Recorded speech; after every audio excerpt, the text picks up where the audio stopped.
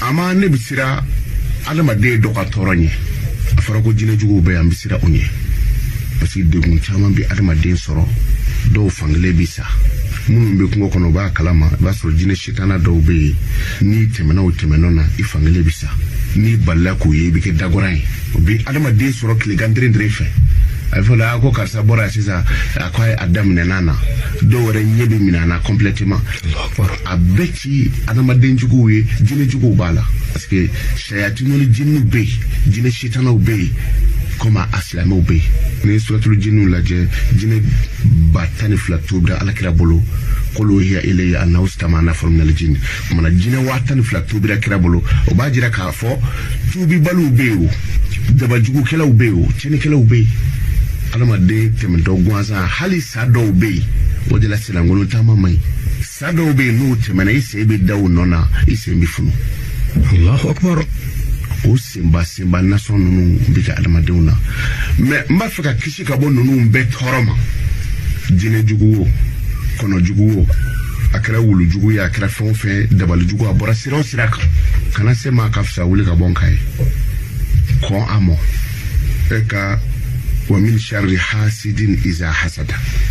ومن شر حاسد إذا حسد ومن شر حاسد إذا حسد إكي جزا كاسبة تكوني شيء مغا أني سبا ومن شر حاسد إذا حسد أسبة شيء مغا أني سبا نومي جا أسبة شيء بيورو أني كونندو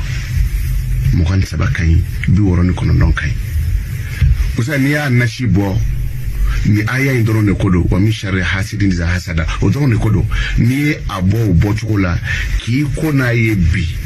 fɔ san wɛrɛ la bi kunɲɔgɔn sa a dabali wo sajugu wo c'est-à-dire o ye ka vie garantie talen ye o san kɔnɔ n'u ye fɛɛrɛ tigɛ cogo cogo ala b'i bɔ a la komi anw ka limaniya kɛra limaniya nasɔn mun ye a ye an yɛrɛ degun e bɛ se ka bɔ i ka du kɔnɔ kabini sɔgɔmada fɛ k'i ka moto ta hali bismillahi rahman rahim i bɛ ɲina k'a fɔ tile bɛ kɛ moto la o y'a sɔrɔ telefɔni b'i tulo la i bɛ affaire ko la k'a sɔrɔ kira sallallahu alaihi wasallam kira ni aya ninnu jigilen kɔfɛ ala kira kan kira kunkolo ma da dilan ka fiyewu fo ka ni aya ninnu tu a tɛgɛ la a bolo bɛ farikolo yɔrɔ min sɔrɔ a bɛ sɔrɔ k'o mun n'a ye ka sɔrɔ k'i da ka sunɔgɔ kira ma da nin kɔfɛ fiyewu dɔnnibaga bɛɛ bɛn n'o kan kira ma jeli ka bɔ a ka du kɔnɔ fiyewu ni tagana ninnu kɔfɛ f'a ka fɛɛrɛ dɔw tigɛ bon komi tanti anw bolo nka i mana ko mana soroba cogo cogo i jija ko ne ka nin sɛbɛn ni adadu in na k'i ko n'a ye n'i kora n'a ye fo san wɛrɛ la ɲɔgɔn masa fɛɛrɛ caman bɛ yen o t'i sɔrɔ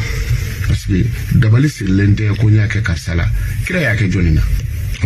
kira m'a kɛ mɔgɔ la mais a ye cogo yɛrɛ dama dɔrɔn mɔgɔ min bɛ hali dabaw bɛɛ kolora mɔgɔ min ye mais maajugu ye maajugu de ala ye dɔw yɛrɛ de da juguya dama kama hali ni y'u kun fa nafolo la i bɛ se ka taa wari bɔ ka di dɔw ma i yɛrɛ bɛ nafolo min di a bɛ tila ka t'i ɲɛɲini n'o ye e yɛrɛ min fɔ Ustaz Konate alakira sallallahu alaihi wasallam an ka koduwa de don c'est-à-dire an ka lajɛlifɛn don lajɛlifɛn min ni an bɛ an yɛrɛ dege kow la ni a ye i b'a sɔrɔ ala bɛ nin bɛɛ lajɛlen kɛ alakira la k'a yira anw na k'a fɔ ale ka kanuɲɔgɔn don nka alakira a tɛ bɔ adamadenya in kɔnɔna na adamaden don nka leçon de don anw kelen-kelen bɛɛ lajɛlen bolo an kalantɔ de don parce que ni nin dɔ ye e sɔrɔ ala ka an kisi a ma ni kun ja ko ala ti ne fɛ kari kanat lakum fi rasulillah uswatun hasana ay kira la dige a ɲɔgɔnna kira la n'o kɛra i ta bi ku i fɛ kira ta y'a sɔrɔ a bɔra a kɔnɔ cogo di dabali bi maa caman na o y'a sɔrɔ cogo di d'accord a ye kira muhamadu sɔrɔ kira bɔra a ta la cogo di kira bɔra a ta la cogo min na n'i y'o dɔn i yɛrɛ bɛna bɔ i ta la cogo min na i b'o fɛɛrɛ tigɛ i bɛ kira muhamadu ladege o de la musa i bɛ hakili to fɛn dama dɔ la pour que nin dabali ninnu kana adamaden sɔrɔ n'o tɛ tiɲɛ don dɛ o b'a fɔ ko n bɛ tileganfɛ fa wulila sisan Allahu akbar minnu b'a fɔ dabaliko ye nkalon ya donna bɔra o m'a faamu de c'est dabali ti dɔwɛrɛ adamaden ka fɛɛrɛ dilanni kɔ dabali tɛ ka tɛmɛ bɔnmu kan o fana tɛ maa fa de sɛnɛkɛfɛn bɛɛ ye dabali de hali n'i ko wa min sharri hasidin iza hasada a b'i kisi hali marifa yɛrɛ kisɛ tɔɔrɔ ma ni ko wa min sharri ma khalaqa ma jugu min kanga kise boyila abi kisi o toroma mana dabali ye cheye akira kira wula ala yudeme nabi la Musa ni Firauna kira nyona Firauna ka dugu dobe ko ma ko garka u ambe ekoli kala an fe ya to mla primana ni dejemande Firauna ka mo kumbe korate kalanji we korate kala garka u la ka dimsenu forla korate la chugo mina usola ka dimsenu bla kana ko ita Musa mene ni Musa ya ka berebla berebi kesai ni Firauna ya ka berebla ko fana berebi kesai a Musa ko alama ko nintanye dalu min bembolo nyona babulu ni nga berebla abike sai ni Firauna ya ka berebla o fana bike sai odela ba fodo ko Musa ko jita bisiri ka ya Musa ko Musa ina na ka korote de kibna anfli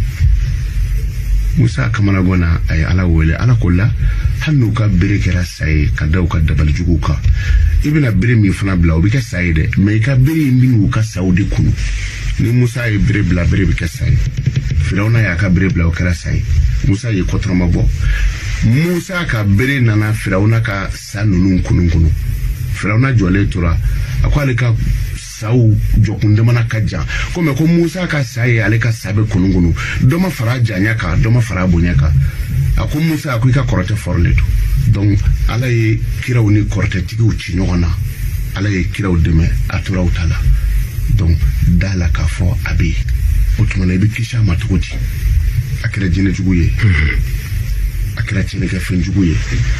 ubenta to do yoro la taka dola e kanga munge mumbi kisi ka bodda balima